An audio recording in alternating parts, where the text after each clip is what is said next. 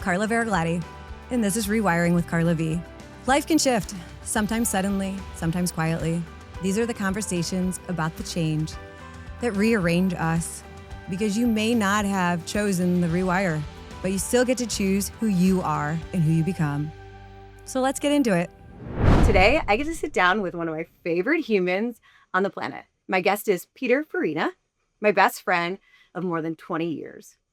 Pete has been through almost every rewire I've had. He came out during our friendship. I got remarried. I went back and earned my master's. We jumped out of a plane together. We've road tripped, lost our minds over Cleveland sports, hiked Yosemite, and we will be in the Beehive at the Beyonce show for the rest of our lives, even while living on opposite ends of the country. So many of us are quietly afraid that our friendships we love can't survive distance, change, or us becoming someone new. Pete is living proof that they can. So today, we're talking about friendship after the shift, the kind that holds when everything else moves. And so, Pete, with that, thank you for being here with me. Thank you.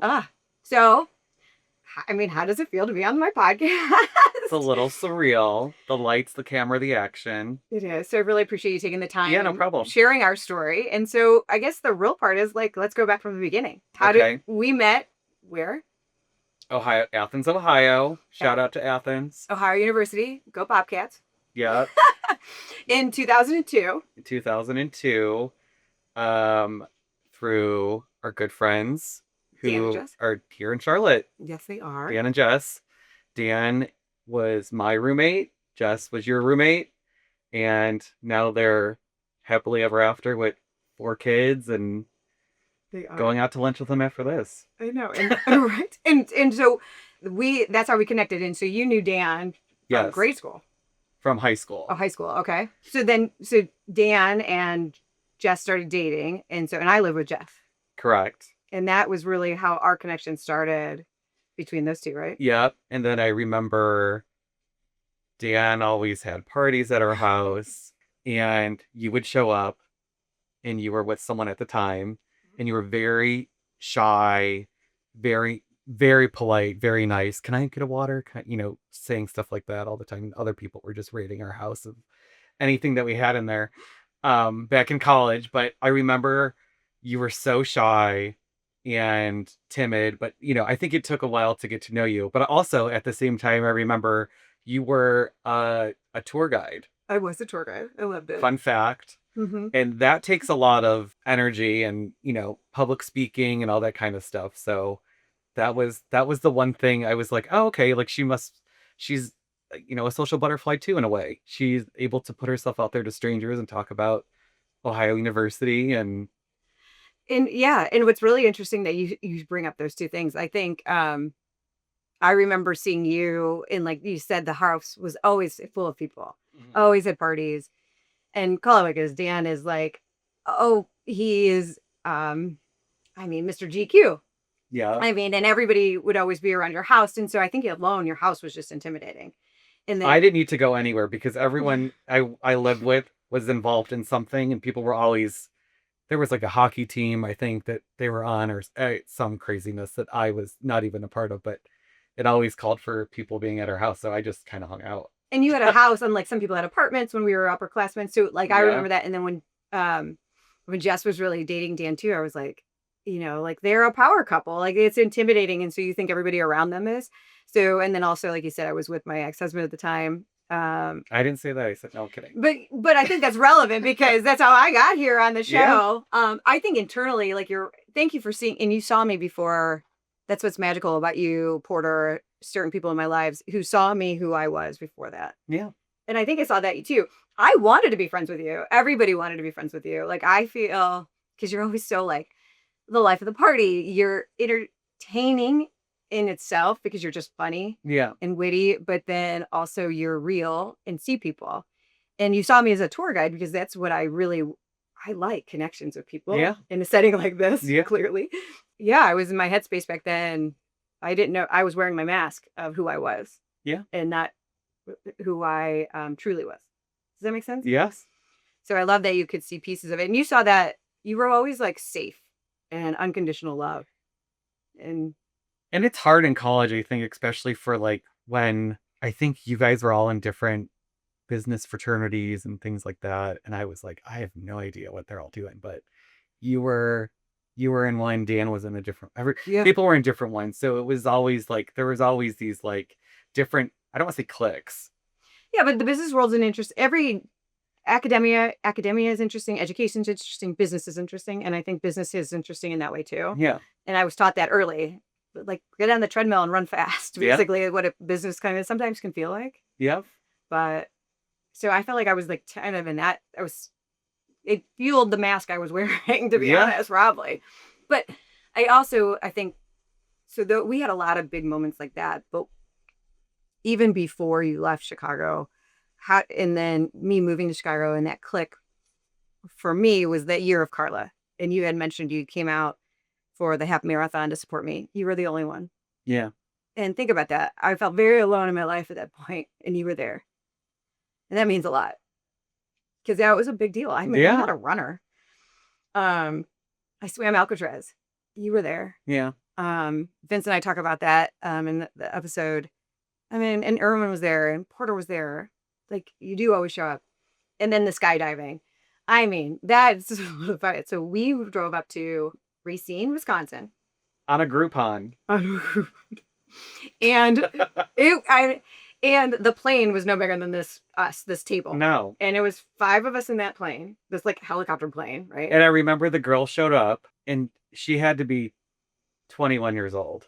We weren't much older. And she said, like, hey guys, are you ready to go? And we're like, where's the pilot? And she's like, I am. I don't remember that. Oh my God. I remember she looked like a teenager. I was like, what the hell are we doing? And I remember getting in there, and we sat there strapped in with our guys, and we didn't even read the documentation because we're like, just sign it. Yeah. We're not going to get scared. You hadn't even told your mom. No. I didn't tell anybody. That's right. And I said, okay. And so we're sitting in this, and you said, you go here, I'll sit in the back, because if you don't go first, you're not going to go. And they said the place we usually land is the airport, but they're doing construction, so we have to land you out on a beach. Oh yeah. Okay. I don't quite remember that detail. Yeah, we had to land out like on the water. I remember we landed on the beach, and it hurt my tailbone like a mother. Yeah. Yeah, for sure. But the other thing you had said, you said you go first because you won't go. That's a real friend. Correct. And the other thing you did up there was you wore a color shoe for me because you said, you'll see me. Yeah. And I remember you jumping out of the plane, and I thought you got sucked into outer space. I was like, where the hell? I couldn't even see. I didn't even know where you went. Yeah. It's crazy. And so your curiosity, my year of depth, that turned of like sadness, of year of Carla, which I think you now know how I was so sad and crying every day in the shower. But like those connections in itself have led to so much grounding that will take us through our whole life. Yeah.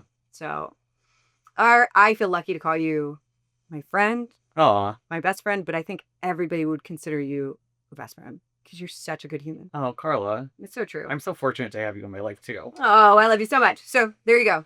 Right. And did you ever think 20 years later we would be sitting here? Never. Right. No. Doing a podcast? No. No, that is definitely true. And for years, so that started really our connection. And then obviously Jess and Dan got married. And then in their wedding in, I don't even know, 2009, we were wedding partners together. We were. I think I was on your back during their walk-in song. And yeah. We would just we connected, but we were friends. And then we'd see each other. Yep. But really, after my plan A, and at that time, I was with my first husband. And I was at your wedding. That's right, you were. As a wedding guest. Yes. I forgot that actually now until you said that. And then, so you had been there through a lot. So you saw me prior. Yeah. And then the post. And so then really my plan A blew up. Mm-hmm. And you've been through it. And that's where we indicated the different shifts. And so when I moved to Chicago, there wasn't many people in my life. Jess and Dan, obviously, there was a few others. But then moving into a new city, you had already moved there a few years prior than I did, right? Yeah, I moved there in January of 2011. Okay. And when did you move? I can't even, the timeline's a little shaky in my head. Well, a couple years later. Either way, I remember Dan and Jess reached out to me and said, Carla just moved there. You gotta reach out to her. She's just moving in. And I think we met the next weekend at the air show. I think so too. And you really became like my, I was just like in a bad spot when you, Yeah. yeah. I mean, you, Broken bird. yes, you have called me a broken bird. I really was. It's a very different from now. I didn't know it at the time. Do we ever? Right. But you No. still saw who I was. And I think that was a big deal that you did and that you were there. And that's how we really became how we are today. Right. And at the time, I think I think we're relieved as to the end of your plan A. Your plan B was starting, and I think you were like relieved and emotional and everything else. And I didn't know at the time. I was just like, welcome to the best city in the United States, which we both love Chicago so much, but especially in the summer. And that's when we met up, was around the air show time, which I think is May, June, or August. I don't know. I forget when it is. But anyways, we both love Chicago so much. You're going to hear us talk a lot today about Chicago, Cleveland, and everywhere in between. So that is for sure. We between us, we've had a lot of places. Yeah. And not to mention, you are a world traveler. Yes. You have been to every continent. I have. Yeah. Which I think most of the that's less than what, 0.001% of the population? Yeah. Something 0.001% or close to that. But me and I think 5 of my friends that went to Antarctica with me were of the same group now. Yeah. So we all went, but crazy times. Crazy times. And so right before COVID. Yeah. And that was crazy too. Yeah. And so around that time, as you had said, we're both going through life things. Even then when Porter started to come around and that introduction, you, who's my current husband. Yeah. And who's older, has kids.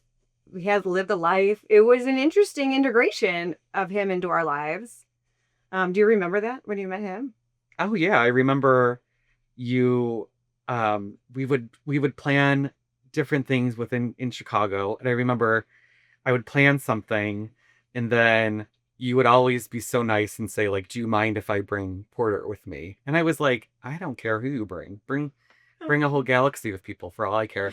But it was always like, you were always just like, do you mind if I bring him? Do you mind if he comes around? And I didn't care. I thought it was great. Which I appreciate. And really, I think that developed even more into our friendship and you have a different type of relationship with him. And so a lot of my changes were happening early on, I think, in our friendship, even if you didn't notice them or not. Your steadiness of just being there was what I needed. Yeah. Because a lot of people weren't there for me.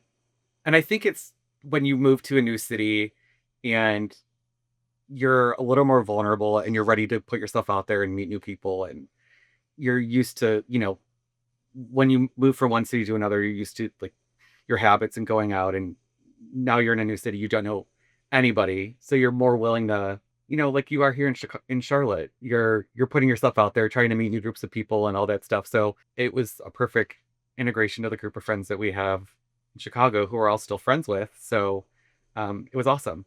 Yeah. And those friends were how Galentine's got even started too. So a lot of deep roots, like you said, when you were starting to think, do I leave Chicago? You were starting to kind of get itchy, right? Yeah. You were starting to look? Yeah. I traveled everywhere, and I feel like for the age we were, it's like the best city to live in. Everyone, you're kind of like, you're making a little money. Chicago is like, in my opinion, very affordable for what it is. But it was always like, you always got to travel. Chicago's always had cheap flights. You got to go wherever. So then I started going from work trips to California to seeing friends out there. And then an opportunity came up for me to move to San Francisco. So I took the opportunity. Yeah. And I remember when you told me, but I think I had an inkling that you were going. And I remember when you did officially tell me. Yeah. And then because we were getting married in June and you were our best pal in the wedding. And I remember thinking, okay, he's going to move. It's okay. And then you did move right before in that spring. I did, yeah. Of 19 and to San Francisco. Yeah. Not across country from where we are now, but it was pretty far. I was pretty devastated when you left. And that was a big shift then. And I remember thinking, okay, how are we going to do this? We'll do this. Like, even though I'm getting married, he's moving, we're going to figure this out. And we did slowly, and how we did that But then the interesting came. So in that, all of our things, we could say those were very big pieces. But then about a year later, COVID happened, Yeah. right? And I remember I happened to see you, and it was during it, and you were stuck, like in Cleveland, Yes, Chicago. I was stuck in Cleveland. It's Like funny. when the world shut down. That's right. I was on a trip to Cleveland going to Florida for work. You only had suits or something, right? And I remember landing in Cleveland 2 days before I was supposed to be in Florida, and my company emailing me and saying this virus, or whatever it was at the time, they were saying this COVID thing's really taking off, or there were supposed to be 10 of you going. We're only sending 2. So then 8 of us didn't go to this event in Florida, and I was like, oh, I'll just ride this out in Cleveland until it's over. So yeah, I only have a couple things in my suitcase and I ended up being in Cleveland for 3 months, and it was the coolest experience. With family, friends. It was crazy, but it was cool. Yeah. But you got to, I mean, my brother-in-law is a firefighter, so he was in the middle of everything, seeing all of it firsthand. You're seeing all of it on the news. My sister is in education, and she was working from home for the first time in her life. Oh. I was there. She had 2 little toddlers, so it was very cool to be able to help out at the time. A lot of the company I was with, they were letting people go, and people were falling off everywhere because of, the job market and everything else. So it was just absolutely insane. And then it was May of that year. You were saying, we're coming to Cleveland, and we'll drive you back and have you enter reality again outside of this little bubble. Right. And you had a job where you were always out and about and amongst the craziness of COVID too. So anyways, yeah, that was, and then we had that little party at your house. Outside on the roof? Yeah, outside on the roof. But then I remember you calling me. Do you remember calling me? I do, yes. And you remember, and you said, hey, I want to tell you something. And I was in Cleveland, I was alone, like meeting nobody. Was like family. I was around by myself, so I remember very vividly. And you said, hey, I want to tell you something. I said, okay. You said, hey, I want to let you know that I'm gay. Yeah. And my little response was, that's nice. Because I didn't know what to say. Yeah. I wish I would have said something a little bit more like, I love you, or not, that's nice. But that was a big deal. Do you want to talk about it from your end? I mean, I remember where I was when I called you. I remember, and you said, I think your response was, Porter, I told Porter you're calling me, and you said you needed to talk to me. You're either telling me you quit your job, or you're telling me you're coming out. And I was like, oh, okay. Like, everyone had, I mean. Oh, I'm sorry. No, that's not. I mean, okay, go ahead. Thanks. And you did say, I'm really happy for you and everything else. So yeah, it was fine. But that had to be from you. Like, so when did you make that decision? Like, we have a huge friendship for a lot of years. And like, but when you, like, it was like you had a thought out process how you did it. And what did you need most from people you loved in that season? Because that really became, and so, because we've had a lot of rewires, but like, I think, and we talked through those, but this was a different kind of rewire, I think, right? I think when you're in a situation where, everyone goes through this in their own way. So my story is different than everyone else's, but you have an idea as to how you want to tell people, and you want to tell people who you're more comfortable with or who are more accepting. And I remember you always had a ton of gay friends, and that was reassuring to me that you were like, and you always went out with them and had the best time. So it was great. So that was how it started, was just letting people know slowly but surely. And it was great. And I really went into it thinking for some reason that I would lose some friendships in different ways. And, people before you come out say the most off the wall shit to you about their thoughts. And, it's kind of like how people talk about politics almost. They just throw something like sexual orientation into it too. So it's, you just assume like, okay, I've heard this person say something crazy before, so they're gonna not like this news. But everyone was great, and you in the back of your mind, you still you know what people said to you and what comments were made and jokes that were had, and it happens. But Yeah. it is what it is, and like it's been everyone's been I've never come across someone that's been like, oh, I can't talk to you again, or whatever else. Friendships change, but They do. you get closer with other people, with more people than others, when that news happens. But you also meet a ton of new people, and it's awesome.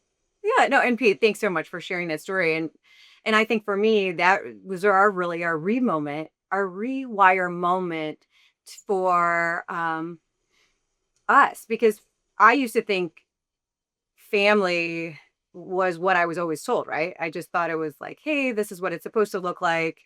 But what the glorious thing for us is where you really became my family, because you knew me before the version I wanted Mhm. to be, and you helped me rewire that. And then, because you never asked once, stay the same, keep, and so when you decided and told and went on this journey, and that was the moment I realized our friendship had to be something much bigger than, and so that's how family came. Like, you're my family. And I tell people that a lot who are maybe alone, or I was like, you find it in different ways. I have also my other family, but like, we're not blood, but that doesn't matter to me. Yeah. I'll stand in front of a bus, Yeah. And I think, what's the title of our episode? Friendship and Shift. Yeah. So there's always things are always shifting. There's big shifts and there's little shifts. And like a divorce or COVID or big news in someone's life, that's a huge shift, but there's always little shifts too. So you just gotta roll with the punches sometimes and stay close to people. You never know what people are going through. You never do. So that's the one thing. That's very true. And so with that, you never know what anybody's going through. And really, one of the big thing is, because we could dive in so many ways, but we always leave and share our guests with tools. Yes. And I think our tools are many. So like, I like to just go through like some of those little tools, like you just said, or those big tools, because when you are that person who doesn't know you're going through it, like were some of those things that you used or we've used together, or I've used, that we could really call out? Because this is, like you said, it changes, and you want that person that you call your best friend to see you in the season you're in now, and grow with you. Yeah. But I think that's hard for the individual and the other person, because there's so much going on and you get stuck in your head, right? Yeah. Or I do, at least. So in terms of like tools, I would say, I love music. You do too. So, but like music can come in many forms. So I work from home. I am always listening to music when I'm not on a call or something like that, just by myself. And it can be like rap music. It can be, Beyonce, obviously. Always. But, there's also like, something I've got into recently, which it's like sound waves. Oh, okay. And it really like kind of shuts your brain to like, I don't know, it like puts you in focus mode without, I don't know the theory behind it, but like it calms my brain a little bit. I have gone to sleep using that too, so it helps with that. Okay. But also like walking, I always call people when I'm on Pacific time in particular. It's I try to get out like right after work and call people on the East Coast, and then which sometimes is hard though, because it's 8:00. Oh yeah, yeah. So you gotta like time out your day sometimes, and you gotta make sure like you make time to call people. And like this isn't really a tool. It's more, my thought is like, just show up for people. And you do that very well. You do. Well, thanks. But you do. Like, you do show up. It's also saying you want to, but then book your ticket. Book your ticket. Go to someone's marathon when they're running. You ran half marathon, right? Yes, that was part of the year, Carla. You were there. You do always show up. That's right. So just show up for people, and it can be in a stupid way. Not stupid way, but it could just be like, I do this all the time. I have memories that show up on my phone. And I just sent something to my cousins yesterday. I was like, I can't believe it was 8 years ago we were in Hawaii together. And they're like, oh my God, that shows up in my kitchen all the time. And there's always pictures of you. So you never know. And it's like my cousins that I haven't talked to in forever. So there's all these different ways that you can show up for people, but I always send a text. Hey, I was just thinking of you. How are you doing? I'm still friends with my childhood friends, obviously Dan. But I'm on group text with my college roommates, group text with our friends from Chicago, Yeah. group text with you, with all of our Charlotte friends. Mm-hmm. There's all sorts of texts that I'm on, but it's just showing up in different ways for people and sending postcards. You do. Every place you go to visit, you send postcards. My grandma just got on my ass about that yesterday, And what'd she say? that I'm not sending them as much. Oh, no. Yeah. Okay. So you got to get back. See, and then reminders of your family that you were born into, those community of reminding you and keeping you accountable. Yeah. Like your grandma, who is, how old is she? 104. She's almost going to be the oldest person in Cleveland, I swear. I think she thinks she's the oldest person in Lake County, Ohio. I think so. I mean, we actually looked up the other day how the oldest person in the United States was, because you could argue that there's not many as old as your grandmother. Correct. So I've heard of 105. I think my friend Andrew's grandma is turning 106. wow, longevity. Yeah. I mean, you should tell us her tool of longevity. Hers is to always stay curious. She's always said that since the beginning, is to stay curious.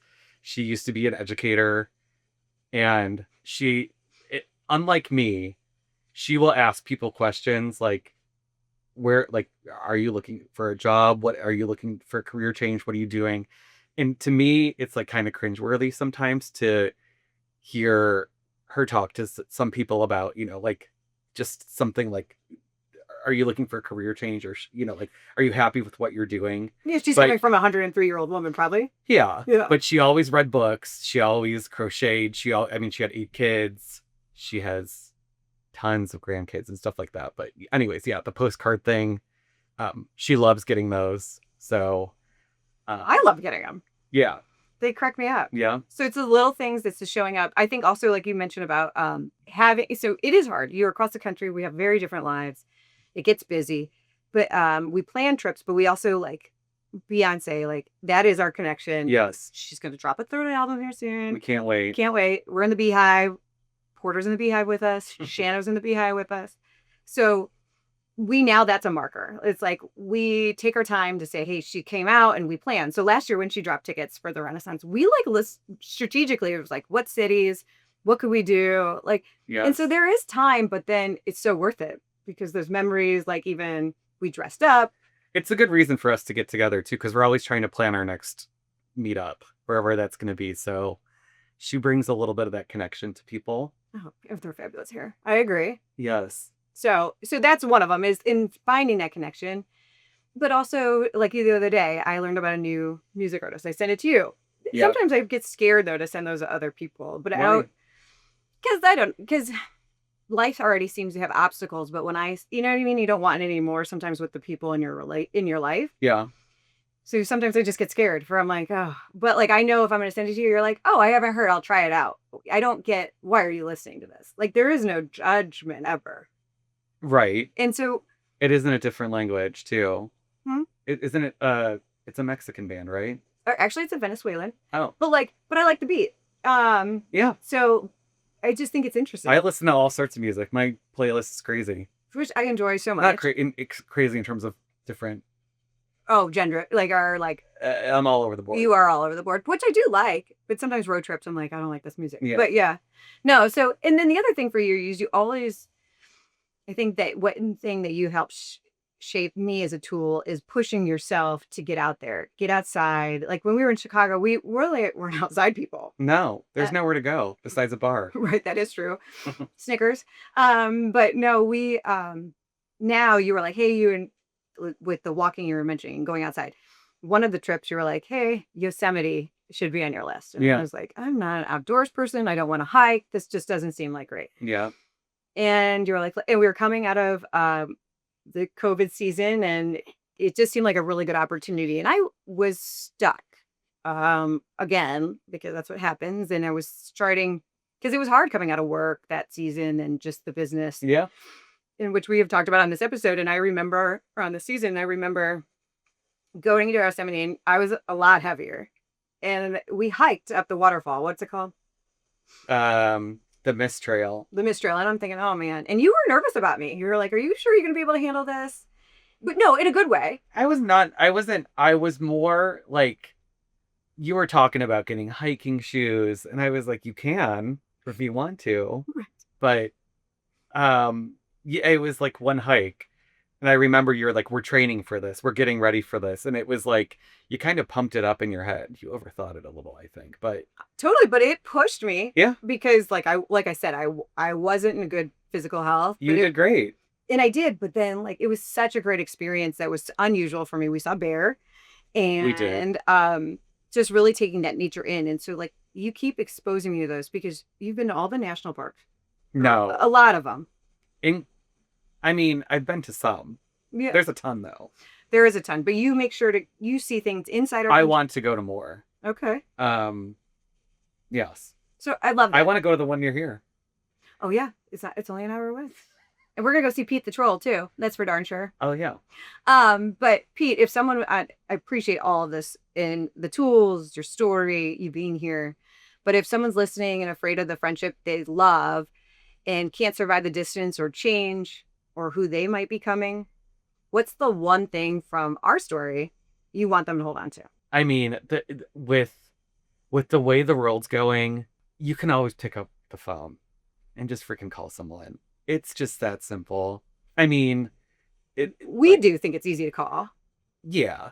And you're probably one of the only people I don't text and say, can I call you real quick? Or, you know what I mean? Like, we just call each other. Sure. Yeah. But, you know, FaceTime, obviously that's like, since we've been alive, that has, you know, we were on flip phones I got my first phone in college. So that's a little different for some listeners out there, probably. But we couldn't text either. Couldn't text. I had my one friend, we would go out and he had a piece of paper and he had everyone's number written down on it. And he would ask, can I borrow your phone? But my point is, we live in a world now where you can text someone, you can call someone, you can FaceTime someone. I mean, Instagram, you can message people, Facebook, you message people, whatever, LinkedIn, whatever you're on. It's so easy to connect or reconnect with people. So my one piece of advice is just reach out to somebody you haven't talked to in a while. It's that easy. And then the next thing you know, you could be back friends with someone after college. Yeah, for sure. Like we are. So you never know what's going to happen. You never do. So. So here's my question for you to carry with you. Who's the family you choose? And when did you last let them know? So thanks, Petey, for being here and sharing your story. Until next time. And thank you for listening to Rewiring with Carla V. We'll see you next time.